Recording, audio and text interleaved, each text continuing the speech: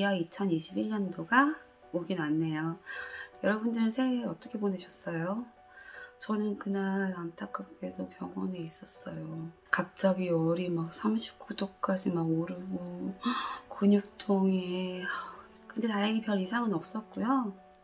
암이 일시적으로 이렇게 열을 냈던 거라고 하더라고요. 거기다가 제가 병원에 도착하자마자 열이 또 가라앉았어요. 보통 이런 경우에는 뭐 한두 시간 정도 있으면은 해열제를 맞고 퇴원을 하잖아요.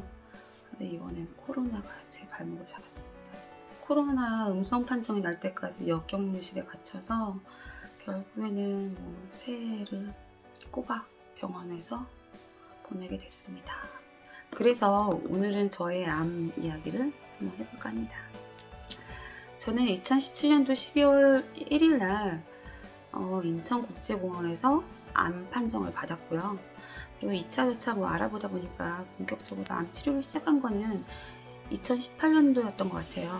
그래서 2018년도와 함께 저희 암 치료는 시작이 됐고요. 처음에 제 암은 오른쪽 가슴에 3.5cm 그리고 뭐 림프까지 전이가 되어 있는 상태였었고, 뭐 이것저것 뭐 고려해봤을 때 3기라는 판정을 받았습니다. 치료 방향을 정하기 위해서 암 타입이 어떤 것인지를 검사를 하는데요. 저는 그때 3중 음성이라는 판정을 받았습니다. 이 검사가 왜 중요하냐면 항암제가 무엇을 타겟으로 하고 작용을 하느냐 결정할 수 있기 때문이거든요.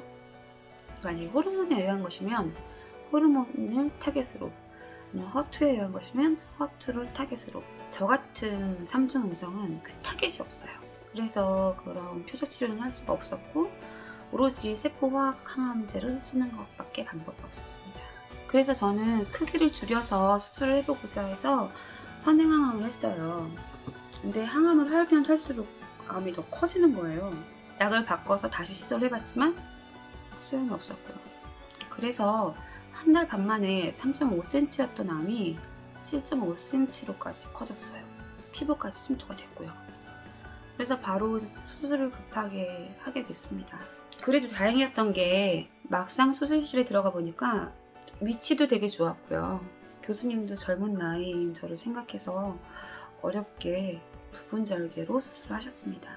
근데 저는 이게 그렇게 위험한 거라고 생각을 하지 못했던 것 같아요. 그냥 3번 만에 항암이 끝났고, 그래서 머리 빠진 거 외에는 그렇게 달라진 게 없었던 거예요, 저한텐. 난 참 운이 좋구나 라고 생각했었어요. 마치 완치된 것처럼 그렇게 거만을 떨었던 것 같아요. 그렇게 6개월이 지나서 중간 검진을 할 때도 저는 클리어 판정을 받았습니다. 그래서 저는 그냥 그렇게 잠깐 넘어졌다가 일어나는 줄 알았어요. 근데 그때 제가 집안에 뭐 매우 안 좋은 일이 생겼었거든요. 극도의 스트레스를 좀 받았었어요. 그래서 그때 이제 암이 다 나았다는 자만심과 함께 좀 삶의 소중함도 모르고 되게 죽고 싶다라는 생각을 많이 했었어요. 제가 건방을 떨었던 거죠. 그래서 벌 받았나 봐요. 어느 날 이제 가슴이 조금 찌릿찌릿하더라고요. 그 전에 말씀드렸던 것처럼 그 처음 발병 때랑 똑같이 이렇게 임파선이 부었었어요. 이상한 확신이 들더라고요. 암이 재발한 것이 맞아. 죽고 싶다는 생각을 그렇게 했으면서 막상 암이 재발한 것 같으니까 안절부절한 거예요. 그래서 병원을 찾아갔습니다. 근데 불과 며칠 전에 검사에서 클리어 판정을 받았는데 제가 암이 재발된 것 같아요 라고 가는 건 말이 안 되는 얘기잖아요.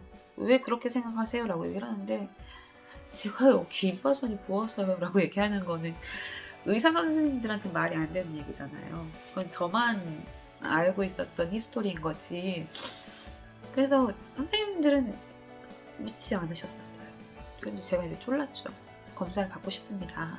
그랬더니 며칠 전에 검사를 했으니까 한 2달만 있다가 검사를 해보자. 지금 재발했을 리가 없다라고 말씀하시더라고요. 귀엽고 그래서 동네 병원, 로컬 병원을 찾아갔습니다. 뭐 이런저런 얘기 안 하고 가슴 초음파하러 왔어요.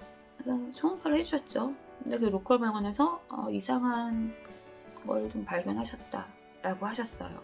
사실은 제가 며칠 전에 클리어 판정을 받았어요 라고 얘기를 하니까 소견서에 수술한 자국인가? 라고 물음표를 해가지고 소견서를 써서 보내주셨어요.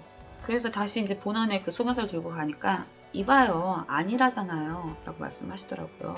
근데 뭐 환자가 뭐 부득부득 초음파를 하고 싶다고 하니까 결국에는 초음파 검사를 했습니다.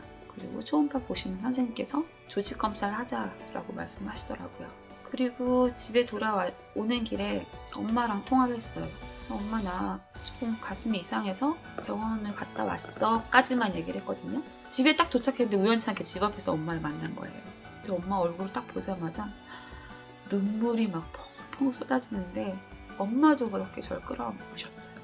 그리고 일주일 후에 재발 판정을 받았습니다. 그리고 당연히 이후에는 수술을 바로 하게 됐고 나한테 남아있어서 자만을 떨었던 가슴 한쪽을 결국 내어줬습니다. 정신이 들더라고요. 그래서 막 여기저기 알아봤어요. 새로운 신약이 있다는 얘기를 들었고 효과가 좀 있을 거라는 희망을 가지고 그렇게 2년이라는 시간이 흘렀어요. 그래서 저는 또다시 자만하기 시작했습니다. 이제는 그렇게 많은 돈을 들였고 그렇게 열심히 케어를 했으니 다 나은 거나 다름없어. 2년 동안 문제가 없었잖아. 그렇게 지내다가 극심한 스트레스를 몇 번 받고 그러고 나니 또 어리석은 생각은 다시 하기 시작을 했어요. 진짜 나는 사는 게 왜 이러지? 너무 힘들다. 너무 힘들다. 그리고 2년이 지난 정기검진 때 또 클리어 판정을 받았습니다. 그리고 얼마 지나지 않아서 또 이상한 촉이 오더라고요. 임파선이 또 너무 말도 안 되는 얘기지만 임파선이 또 볼록볼록 또 올라왔어요. 그래서 병원에 가서 검사를 하겠습니다 라고 얘기를 했어요. 진짜 웃기잖아요.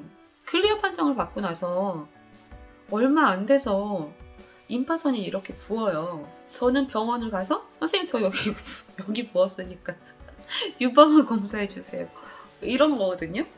근데 선생님도 이제는 말릴 수가 없는 거죠. 네, 제 히스토리를 아니까. 그래서 이번에 흔쾌히 검사를 받았습니다. 그리고 검사에서 아무 이상이 없다고 나왔어요. 근데 저는 믿지 않았어요. 왜냐? 여기가 볼록볼록 나왔기 때문에. 그래서 한 번만 더 찾아봐 주세요. 제가 걱정돼서 그래요. 죄송해요. 한 번만 더 찾아주세요 라고 얘기를 했어요.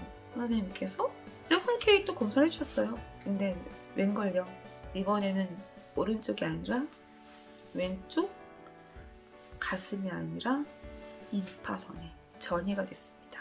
그 전이 사실을 알고 나서 얼마 안 가서 오른쪽 가슴 피부에도 전이가 됐다는 사실을 알았고요. 폐 쪽에도 알갱이가 있다는 것도 알았고요.